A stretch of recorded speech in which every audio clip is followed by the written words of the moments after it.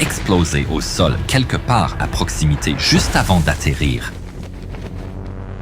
Dickinson se détache rapidement et se relève. Il a atterri dans un champ, seul. Il réalise avec effroi que Miller n'a pas survécu et que sa promesse de le protéger était un vœu creux. Miller. De retour sur l'USS Enterprise, l'amiral Halsey est furieux alors que les rapports arrivent. Il savait que les Japonais préparaient quelque chose, mais il n'aurait jamais pu imaginer cela. All hands to battle stations! Armer les torpilles à photons, dirait le premier officier Riker s'il commandait l'USS Enterprise dans état d'alerte maximale et poursuit sa route vers Pearl Harbor à toute vitesse.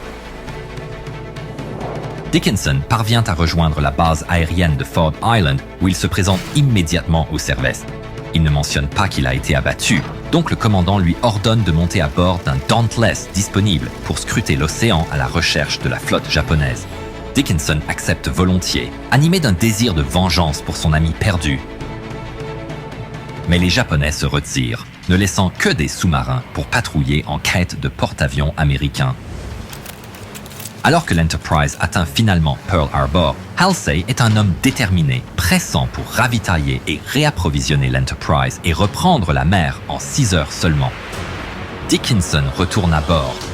Tous les hommes sous le commandement de Halsey brûlent d'un désir de vengeance, et Dickinson plus que tout autre. Halsey donne l'ordre de tirer sur l'ennemi dès qu'il est en vue. De retour en mer, l'Enterprise envoie des avions en patrouille continue.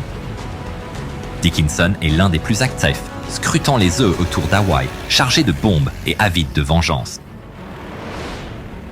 Et 3 jours après l'attaque, les Japonais se montrent à nouveau. Un autre pilote de l'Enterprise distingue nettement la silhouette d'un sous-marin japonais à la surface de l'eau rechargeant ses batteries. Contact. Enemy submarine. Mais l'ennemi l'a repéré. L'alerte est donnée et l'équipage du sous-marin, un 30, s'active pour une plongée d'urgence. À bord de l'I-70, il faut au moins 90 secondes. C'est une course contre la montre.